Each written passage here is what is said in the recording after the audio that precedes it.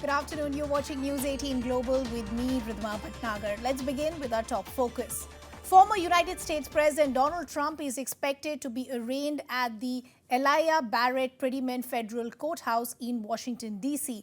Now, you would remember that the former president has been indicted for the third time this year, this time in connection with the 2020 election interference probe helmed by special counsel Jack Smith. Now, Trump has been charged on 4 different counts, including conspiracy to defraud the United States, conspiracy to obstruct an official proceeding, obstruction of an attempt to obstruct an official proceeding, and conspiracy against rights. Trump is now scheduled to appear at Washington, D.C. Federal Courthouse on Thursday at 4 p.m. local time, which means somewhere around 1:30 a.m. Indian Standard Time. Remember, Trump has already been indicted by a Manhattan grand jury in March for business fraud in connection to hush money payments made to adult entertainer Stormy Daniels. He was indicted in connection with the classified documents probe in the month of June.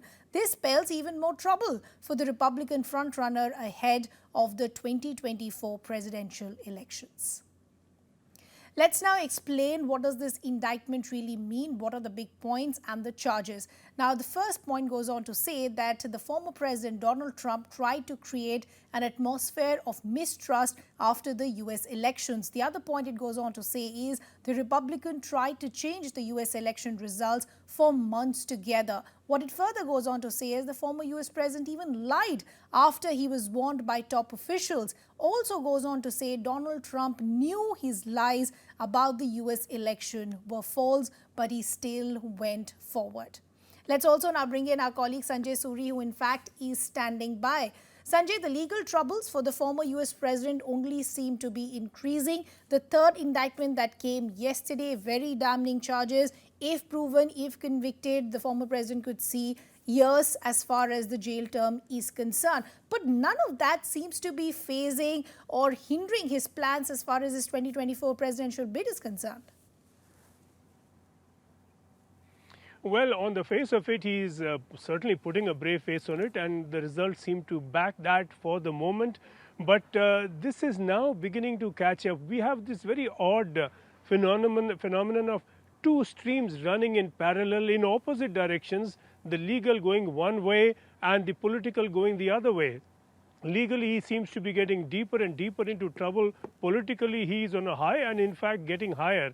Now, it is not to say that the trends will necessarily continue as they are at present. It's a long way to go before all the run-up by way of the primaries at the beginning of next year, leading on, of course, to the election on November the 5th. But at the moment, clearly, politically, he has not suffered, though we are beginning to see some of the loyal Republicans beginning to distance themselves from that unambiguous support for Trump that we saw earlier. Even Ron DeSantis, who is presenting himself as Trump the second, unfortunately for him, Trump the first is still in the way. He too is beginning to waffle. So there is some uncertainty there. But clearly this is a legal trouble for him. And the trouble is not just that he got it wrong or even that he lied. Lies is immoral but not necessarily criminal. The question will be whether he knew he was lying. Then that would be an act of misleading and an act of disruption. And if that is upheld, then Trump is in serious legal trouble. Sanjay, I just want to quickly talk to you about in terms of some reactions that are coming in. One of the most interesting reactions that have come in is from Mike Pence. Some other reactions that you're picking up as well? Well, Mike Pence is the critical person here. He was the vice president. He was the one that the Trump loyalists approached to try to overturn the results. Mike Pence refused. He said then, and he has been saying again over the last few days, that he put the Constitution above loyalty to Trump, that he would always do so, and he did so in the past. It is of critical importance that Pence's notes of conversations have been handed over to the grand jury. So that was considered when the grand jury took the decision to support the indictment leading up to the arraignment later today. So Mike Pence is the most critical witness here and not an insubstantial witness. He was the key man in all this. Sanjay. With that, evidence now piling up against Trump. This is bad news for Trump. Agreed. Sanjay, unfortunately, we'll have to leave that conversation there. Thanks a lot for getting us all those details, some other reactions and reports coming in as well. I'm Eric Tucker. I cover the FBI, Justice Department, and national security for the Associated Press. Former President Donald Trump is set to make his first court appearance in Washington on federal charges that he sought to overturn the results of the 2020 presidential election. He'll be in federal court in Washington on Thursday afternoon for his initial appearance. We're expecting former President Trump to fly into Washington in the hours before his arraignment.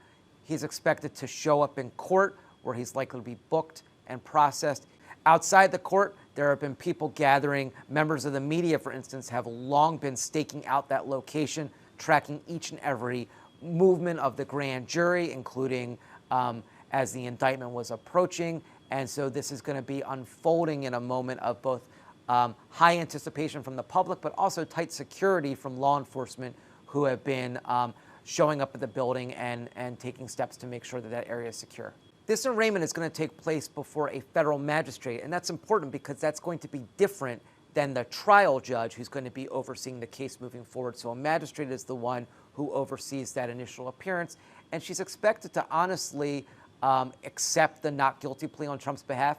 We're already beginning to get a sense of some of the contours of the defense. We're not expecting to hear that really articulated during the first initial appearance, which tends to be a perfunctory pro forma court date. But we're hearing a couple different things.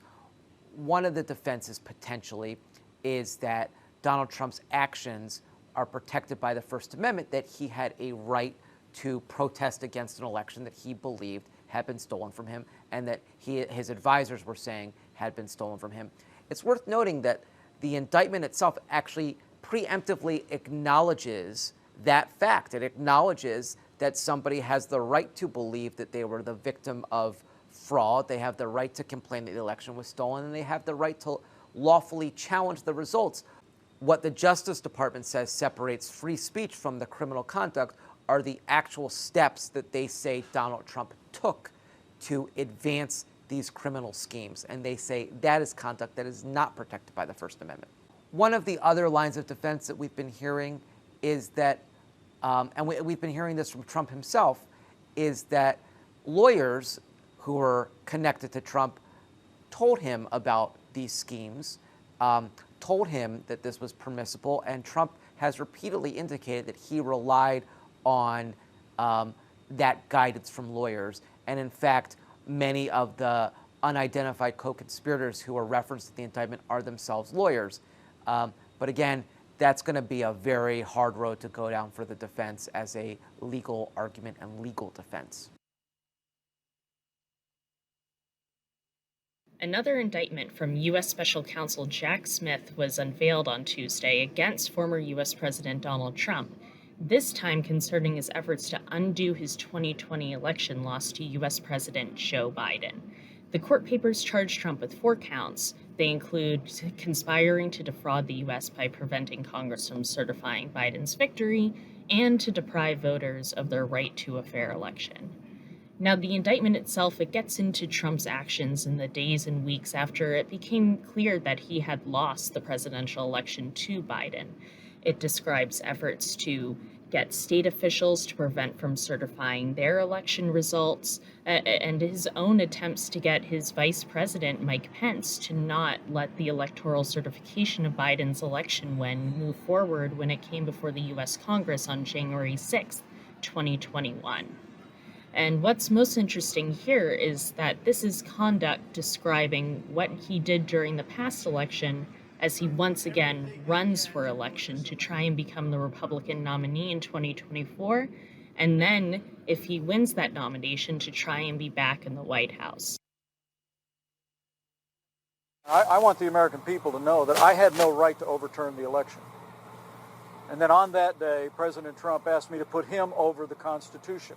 But I chose the Constitution, and I always will. And I really do believe that anyone who puts himself over the Constitution should never be president of the United States.